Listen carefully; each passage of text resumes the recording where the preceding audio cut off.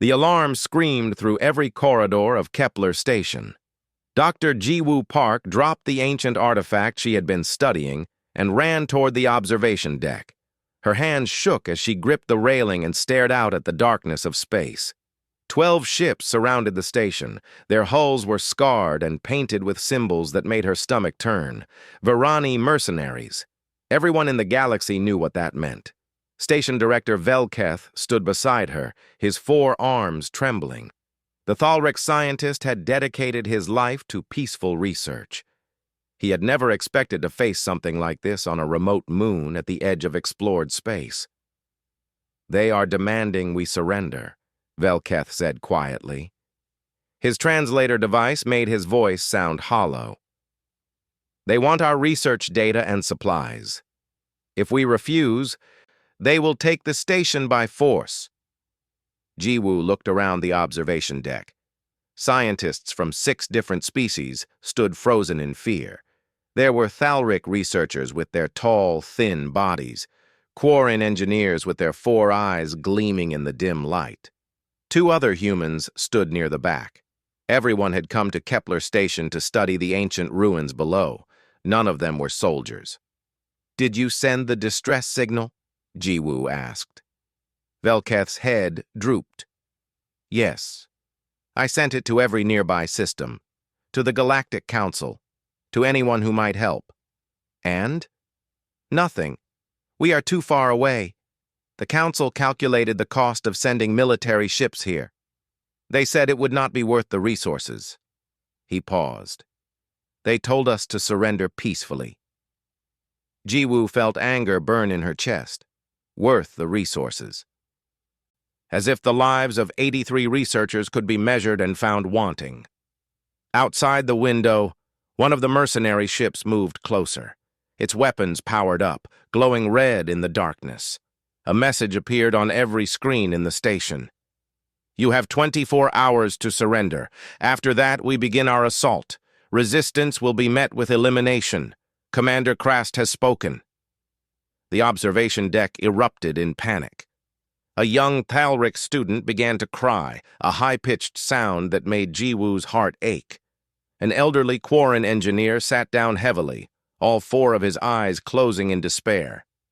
"We have to fight," said Marcus, one of the other humans.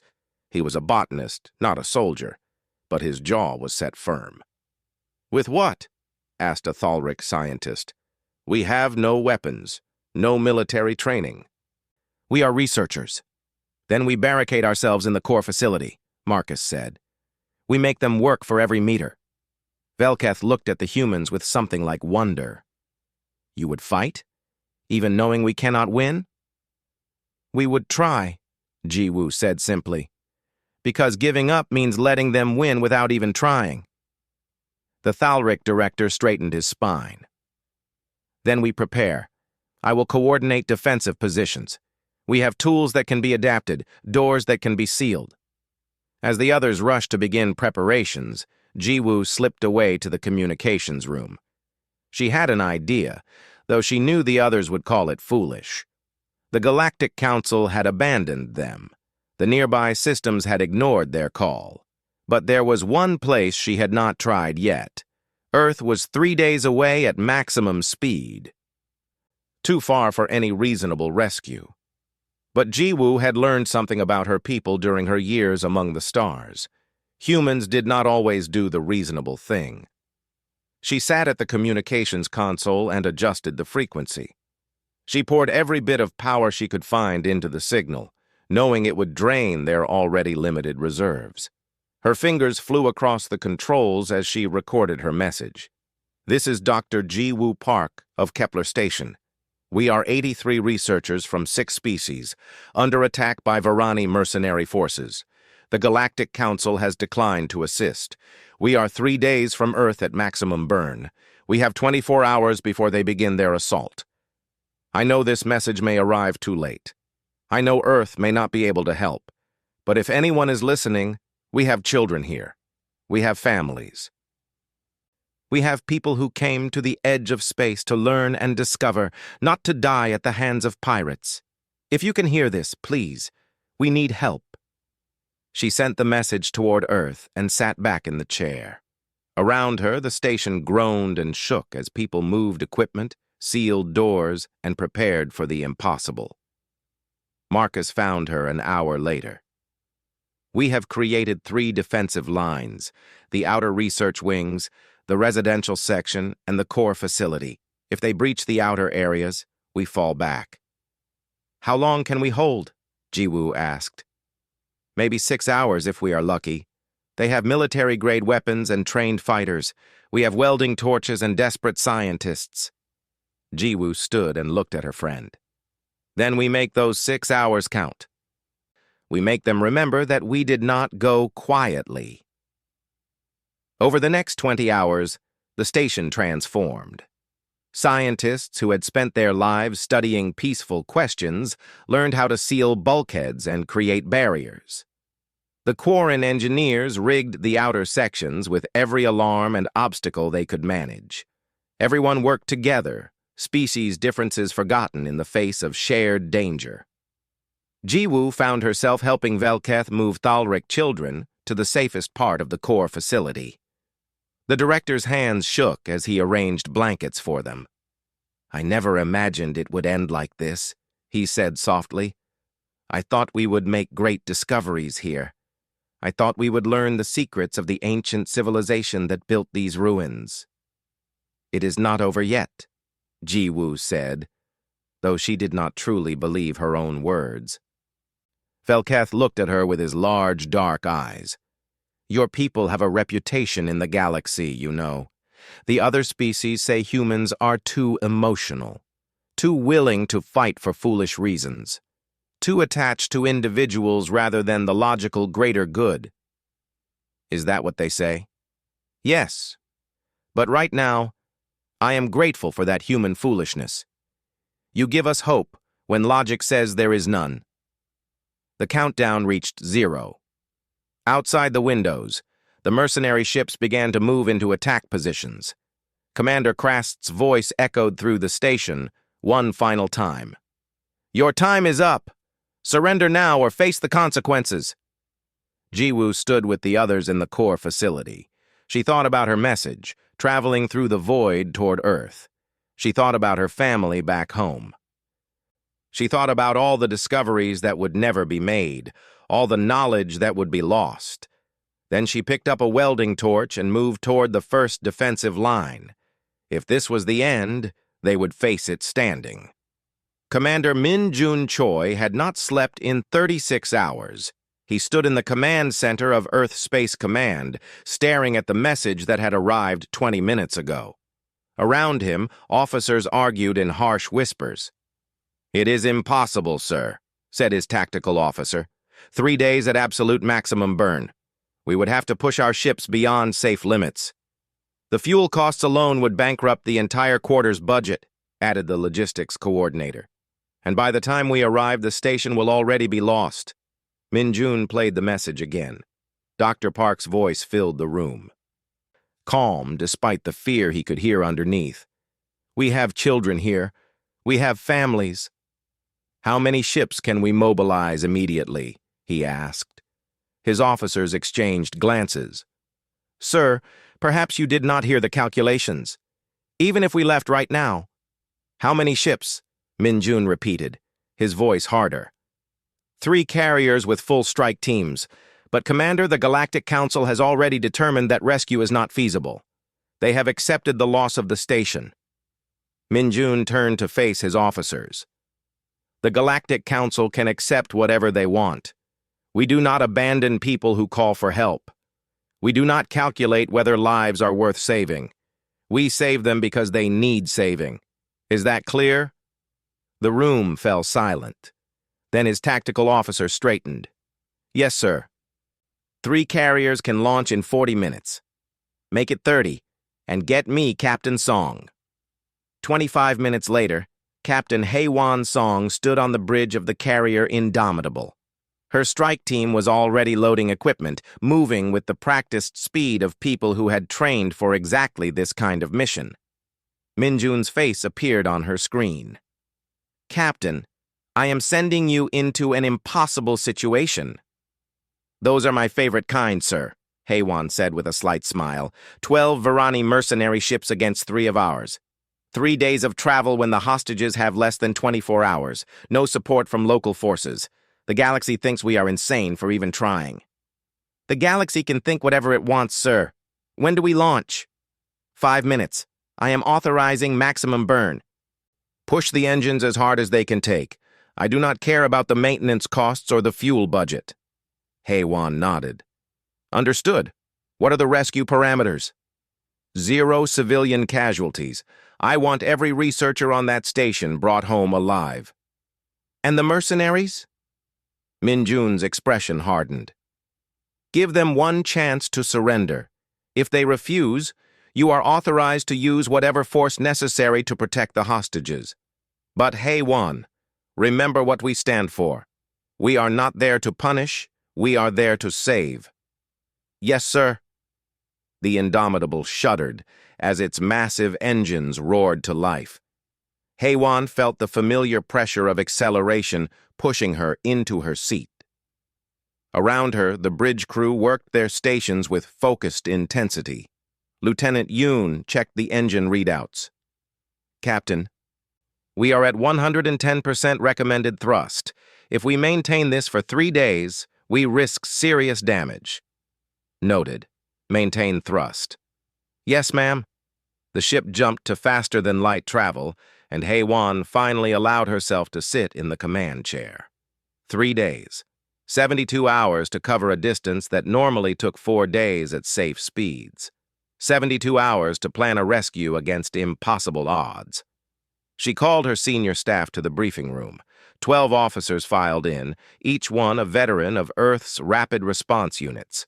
They had trained together for years, running drills on hostage rescue, disaster relief, and emergency evacuations. Situation? Haywan began without preamble. 83 civilian researchers trapped by Varani mercenaries. 12 enemy ships with military-grade weapons.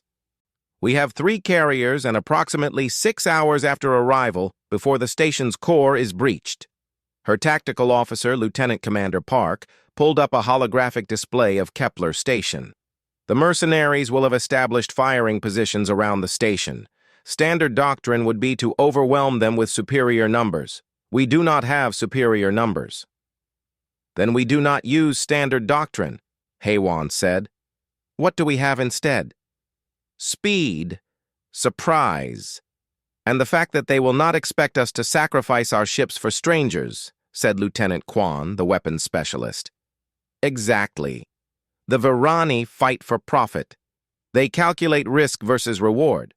They will not understand people who risk everything for others. For the next 3 days, Haywan and her team planned. They ran simulations, practiced maneuvers, and prepared for every possible scenario. The crew worked in shifts, catching sleep when they could, knowing that they would need to be at peak performance when they arrived. In the crew quarters, Haywan found her Marines preparing their gear. Sergeant First Class Kim was checking rifle charges while talking to a young private. "Why do you think we do this, Captain?" Kim asked when he saw her. The private here was wondering why we risk our lives for people we have never met. Haywan sat down on one of the benches. My grandmother told me a story when I was young. During a terrible flood in her village, the waters rose so fast that people were trapped on their roofs. A man with a boat went out into the storm, pulling people to safety. Someone asked him why he risked his life. He said, "Because they are drowning." That was his entire reason. Not because they were his family or his neighbors or his countrymen, just because they needed help. The young private nodded slowly. "And that is what we do?" "That is what humans do," Haywan said. "We hear someone call for help, and we answer. It is who we are." On the second day of travel, they received a message from the Galactic Council. Haywan played it for her senior staff. A counselor appeared on the screen, his expression disapproving. "Earth forces, this rescue attempt is not authorized. You are wasting valuable military resources on a situation that has already been resolved through acceptable losses. Return to your designated patrol sectors immediately. Lieutenant Commander Park looked at Haywan. Your orders, Captain? File the message and continue on course. We do not take orders from people who measure lives like supplies in a warehouse. The third day was the longest. Engineers reported stress fractures forming in the engine housings. The life support systems were working overtime. The entire ship groaned and shook from the sustained high-speed travel. But they were going to make it. 6 hours before they reached Kepler Station, Haywan stood before her assembled crew. 300 men and women looked back at her, their faces serious but determined. In 6 hours, we will face an enemy that outnumbers us 4-1. We will attempt a rescue that every expert says is impossible. We will risk our lives for people we have never met, who will probably never know our names. She paused, looking at each section of the crew. The galaxy thinks we are foolish. They think we calculate wrong, that we do not understand the mathematics of acceptable losses. But they do not understand us. We do not measure the value of lives. We do not weigh costs against benefits when people are dying. We simply do what is right. The crew stood straighter. Haywan saw it in their eyes, the same determination that had driven humans to answer impossible calls for centuries. Load weapons, prepare rescue teams, and remember, we are not going there to fight a war. We are going there to bring people home. Yes, ma'am. The response echoed through the ship. Haywan returned to the bridge and watched the countdown. 3 hours, 2 hours, 1 hour. Then the stars shifted, and Kepler Station appeared on their screens. She could see the mercenary ships arranged in attack formation. She could see the station's hull, already breached in several places. All ships. This is Captain Song. Initiate Protocol Guardian. Let us show them what humans do when someone asks for help. The Indomitable's weapons powered up, and they dove into battle. The explosions shook Kepler Station like a toy in the hands of an angry child. Jiwoo grabbed the wall to steady herself as another blast tore through the outer research wing. Somewhere in the distance, she heard screaming. "Fall back to the residential section!" Velketh shouted, his voice breaking through the translator device. "Everyone move now!" Jiwoo helped a young Thalric student to her feet. The girl's arm was bleeding where falling debris had cut her. Together they ran down the corridor, following the stream of researchers fleeing deeper into the station. The mercenaries had begun their assault 3 hours ago. They had cut through the outer defenses faster than anyone had hoped. The barriers the scientists had built, the sealed doors, the improvised alarms, all of it had only bought them minutes. Marcus appeared beside Jiwoo, his face covered in dust. "The outer wing is gone. We lost Dr. Chen and 2 Quarren engineers when the hull breached." Jiwoo felt tears sting her eyes, but kept moving. There would be time to grieve later, if there was a later. They reached the residential section and sealed the blast doors behind them. Velketh did a quick count. 79 people remained, 4 dead already, and the mercenaries were just getting started. "They will breach this section in less than 3 hours, said one of the Quarren engineers, studying his handheld scanner. "Their cutting tools are military grade. Our doors will not hold." Jiwoo looked at the frightened faces around her. Children huddled against their parents. Scientists who had dedicated their lives to peace now facing violence they could not comprehend. She thought about her message, somewhere in the void between here and Earth. Had anyone even heard it?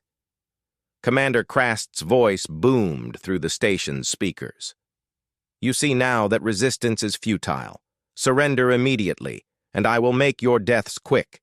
Continue to resist, and I will make you watch as I execute the children first." Velketh's hands shook with rage. "We should surrender. At least some of us might survive." "No," said Jiwoo quietly. "We hold. We keep fighting." "For what? We are researchers, not warriors. We have no weapons, no training. Nothing that can stop them." Jiwoo met his eyes. "We hold because giving up means accepting their cruelty. We hold, because every minute we survive is one more minute that help might arrive. No help is coming, Velketh's voice cracked. We are alone. Before Jiwoo could respond, every screen in the station flickered to life. A new signal was cutting through the mercenary communications. Kepler Station, this is Captain Haewon's Song of the Earth Carrier Indomitable. We received your distress call. Hold on. We are coming. The room went silent. Jiwoo stared at the screen, unable to believe what she was hearing. That is impossible, whispered Marcus. Earth is 3 days away. On the external cameras, 3 ships dropped out of faster-than-light travel. They were smaller than the Varani cruisers, but they moved with a precision that made Jiwoo's breath catch. Commander Krast appeared on the mercenary channel, and Jiwoo could hear the amusement in his voice. 3 human ships? Against my fleet of 12? You have traveled far to die, Earth fools. Captain Song's response was calm and cold. Commander Krast, you are ordered to cease your attack and withdraw immediately. This is your only warning. Krast laughed. I think not. Watch as I destroy your pitiful rescue attempt. The mercenary ships opened fire. What happened next would be talked about across the galaxy for years. The human ships did not fight like any military force the Varani had encountered. They did not form defensive lines or establish firing positions. Instead, they scattered like leaves in wind, each ship moving in patterns that seemed random, but were actually perfectly coordinated. The Indomitable released a swarm of rescue pods, but instead of heading toward the station, they flew directly at the mercenary ships. Krast's gunners targeted them automatically, wasting ammunition on what they thought were escape vehicles. Too late, they realized the pods were armed. Explosions bloomed across 3 mercenary ships as the pods detonated against their hulls. The ships did not explode, but their weapon systems went dark. In the same moment, the 2 smaller Earth carriers appeared behind Krast's flagship, firing with surgical precision at their engine nacelles. They are trying to disable, not destroy, observed one of the Quarren engineers, watching the battle on the screens. They want to preserve life, even the lives of those attacking us. But the Varani were not so kind. They concentrated their fire on the Indomitable, 12 ships against 1. The human carrier's shields flared and buckled under the assault. They are going to be destroyed, Velketh said, horror in his voice. They came all this way, and they are going to die trying to save us. Then the Indomitable did something that made no tactical sense. It positioned itself directly between the station and the largest concentration of mercenary ships. It stopped moving, stopped evading, and simply held position. What are they doing? Marcus asked. Jiwoo understood. They are shielding us. They are using their ship as a barrier. Missiles from the mercenary fleet streaked toward the station. Missiles that would have torn through the remaining sections and killed everyone inside. The Indomitable intercepted every single one, taking devastating hits that made its hull glow red with heat. On the screen, Jiwoo could see the bridge of the human ship. Captain Song stood calmly giving orders even as explosions rocked her vessel. Her crew worked their stations with absolute focus, not one person showing panic.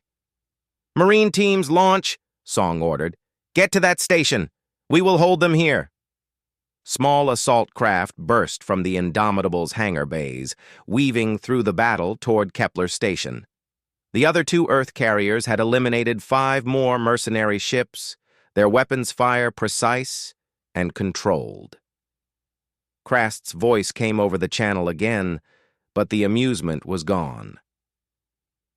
"You are destroying yourselves for strangers, for people not even of your species. Why?" Captain Song's response was simple.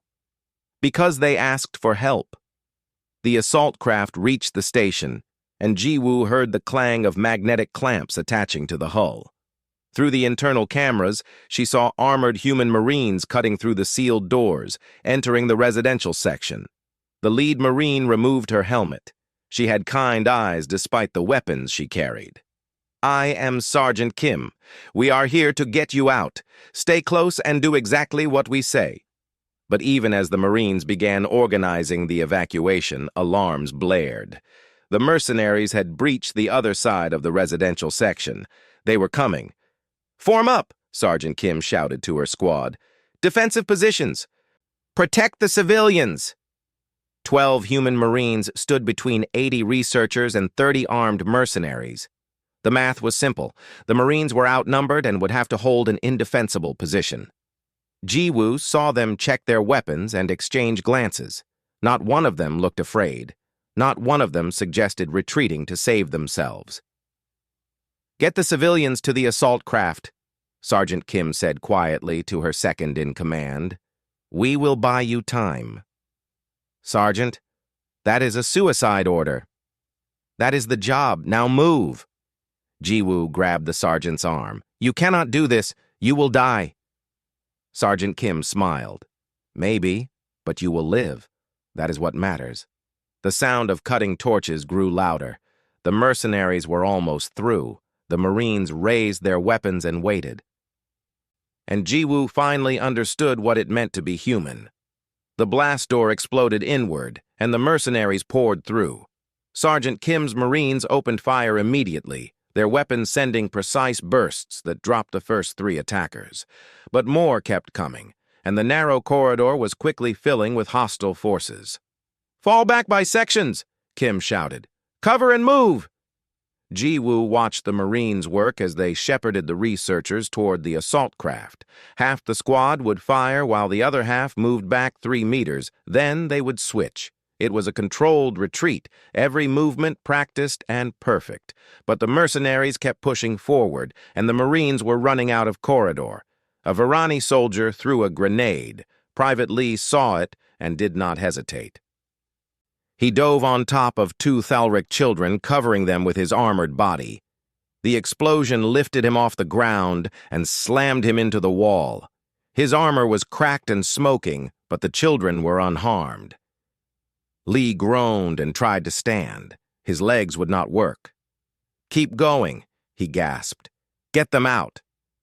2 Marines grabbed him and pulled him along, still firing with one hand while dragging their wounded comrade with the other. They reached the airlock where the assault craft was docked.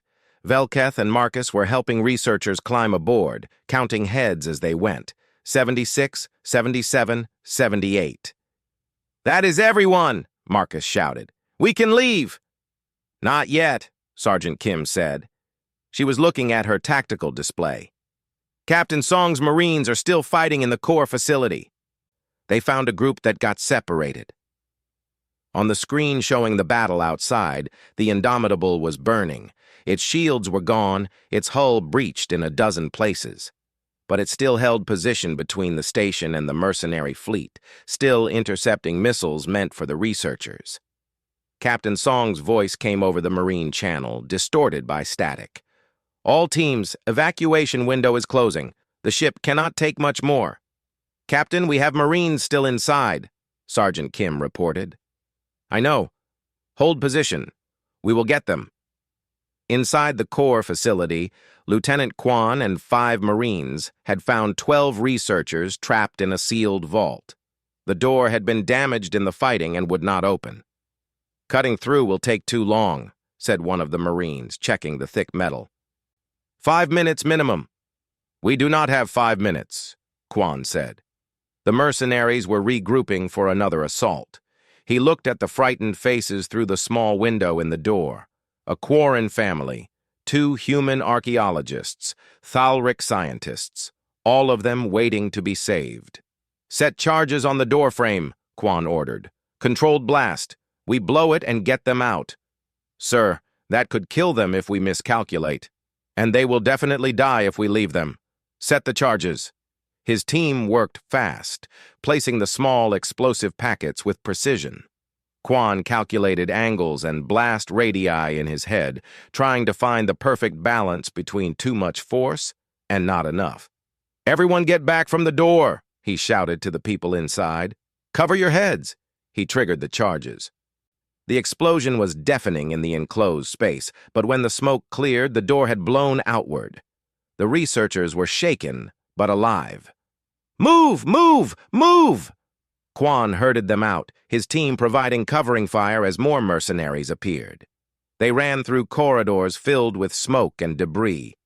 One of the Thalric scientists stumbled, her leg injured. Marine Corporal Yoon scooped her up without breaking stride, carrying her as if she weighed nothing. A mercenary appeared from a side corridor and fired. The shot hit Yoon in the shoulder, spinning him around. He went down hard but kept his body curled around the Thalric scientist, protecting her even as he fell. Quan dropped the attacker with 2 shots and grabbed Yoon. "Can you move?" "Just get her to the ship, sir." "I will catch up." "Like hell you will." Quan pulled Yoon to his feet and supported him, while another Marine carried the Thalric scientist. They reached the airlock and piled into the assault craft. Sergeant Kim did one final count. 79 researchers, 12 Marines, everyone accounted for. "Seal the hatch! Go, go, go!" The assault craft detached from the station and accelerated toward the Indomitable. Through the windows, Jiwoo could see the full scope of the battle. The Indomitable was dying. Its engines were dark, its weapons mostly silent. But the other 2 Earth carriers had devastated the mercenary fleet. 8 Varani ships were disabled or destroyed. The remaining 4 were trying to flee. Captain Song's voice came over the ship-wide channel. "All assault craft, report status. Craft 1, all civilians aboard. 5 wounded. Craft 2, all civilians aboard, 3 wounded. Craft 3, all civilians aboard, 7 wounded." There was a pause.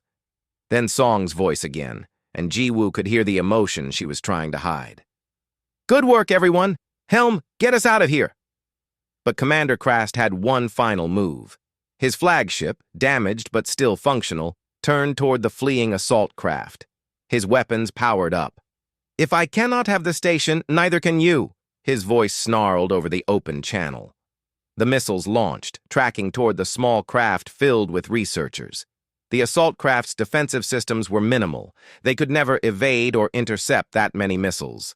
The Indomitable, engines dead and systems failing, could not move to intercept.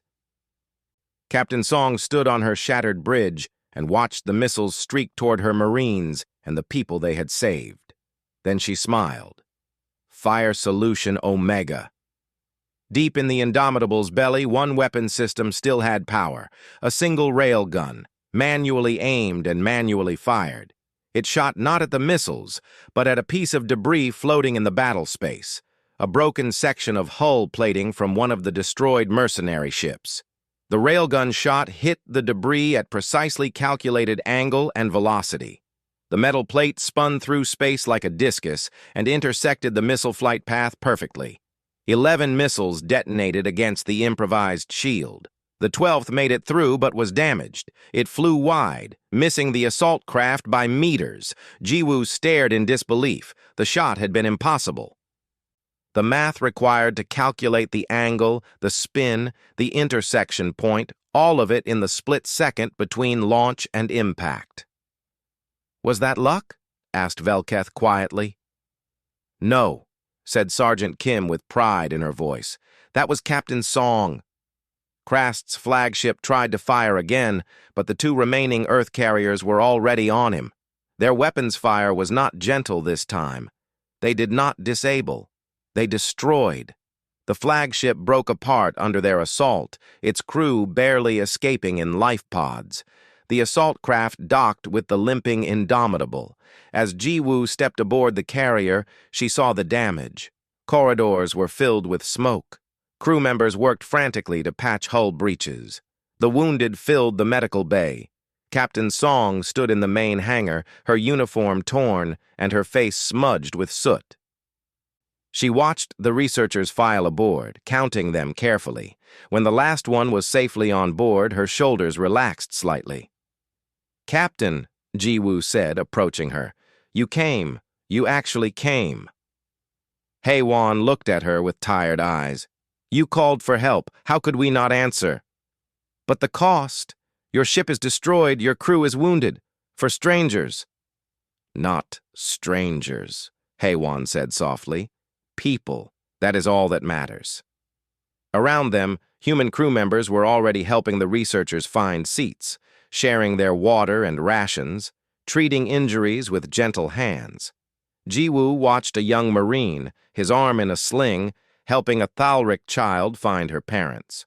The child was crying, and the Marine was making silly faces to cheer her up, despite his obvious pain. Velketh appeared beside Jiwoo. "I understand now," he said quietly, "what makes humans different." "What is that?" "You do not calculate. You do not measure. You simply see someone in need, and you help, no matter the cost." The battered fleet turned toward home, carrying everyone safely away from Kepler Station. And though the Indomitable would never fly again, every single researcher lived to see another day. The medical bay of the Indomitable was chaos controlled by calm voices. Human medics moved between beds, treating injuries without regard for species.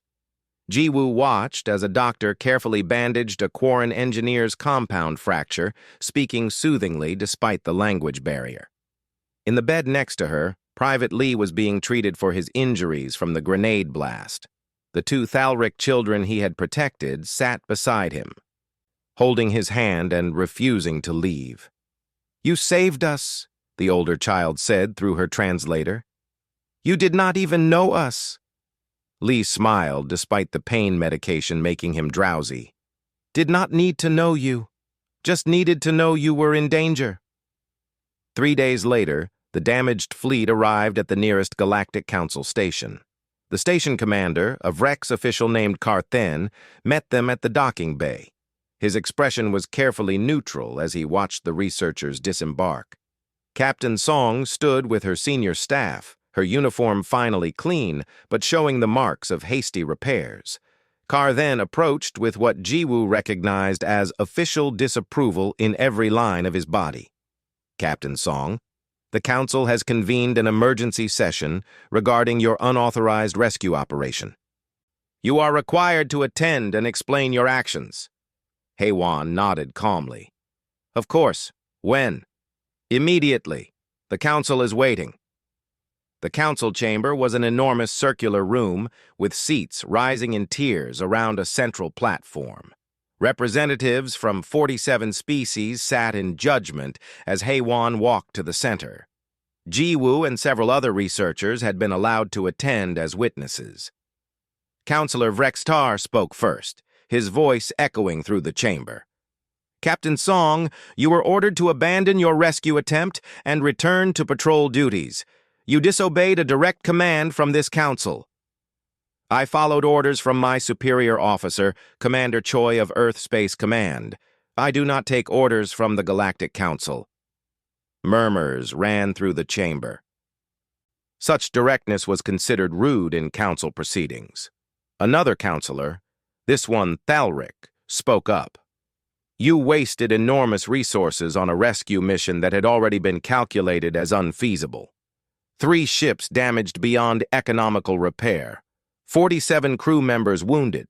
And for what? To save 83 researchers who should have surrendered peacefully?"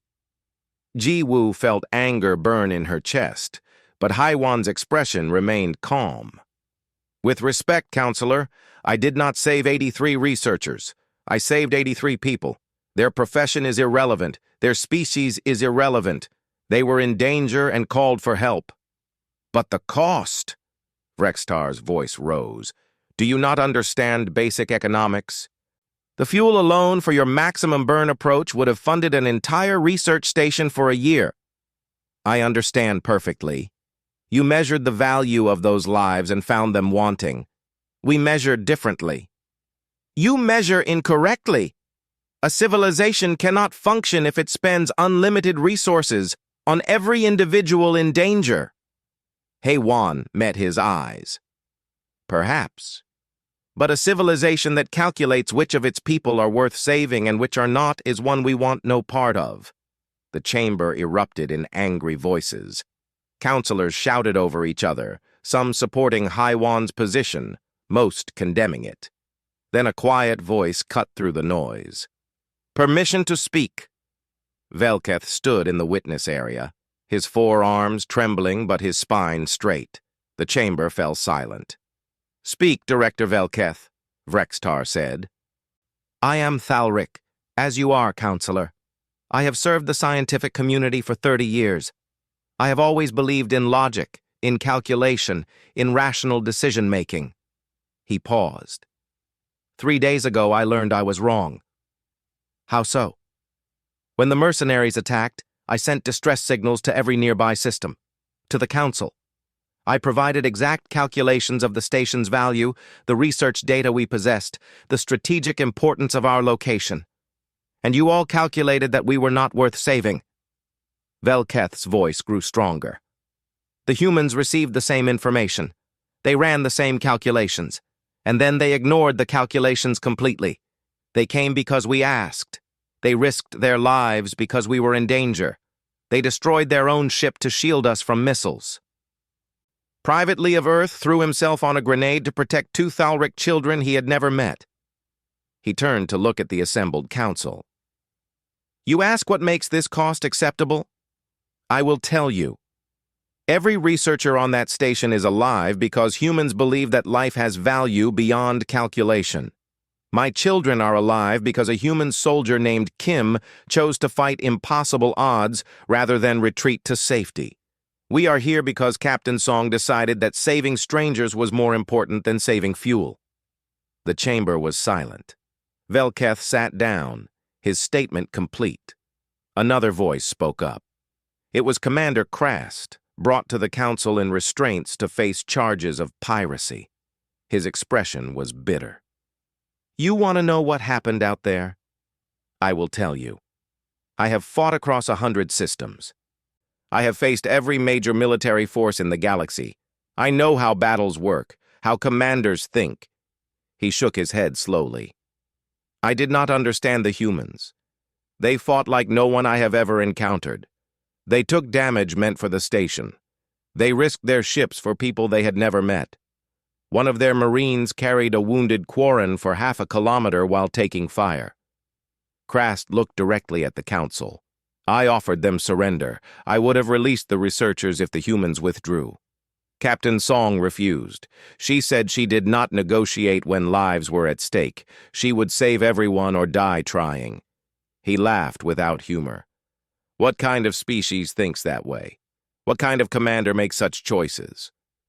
A human one, Haywan said quietly. The council deliberated for 2 hours. Finally, they returned with their decision. Vrextar spoke, his voice formal and cold. Captain Song, this council finds your actions to be reckless, wasteful, and in violation of standard military protocol. However, given the successful outcome and the testimony of the rescued researchers, we will not impose sanctions. You are dismissed. It was not the condemnation they wanted, but it was clear they were not happy. As Haiwan left the chamber, Jiwoo caught up with her in the corridor. Captain, I wanted to thank you properly. You saved my life. You saved all our lives. You already thanked me, Dr. Park, several times. But I do not think you understand what it meant. Not just the rescue, but what it represented. Jiwoo searched for the right words. The galaxy is vast and cold and calculating. Species compete for resources, for territory, for advantage. And then you came. You showed us that there are still people who help simply because help is needed. Haywan smiled. It is not complicated, Doctor. You called. We answered.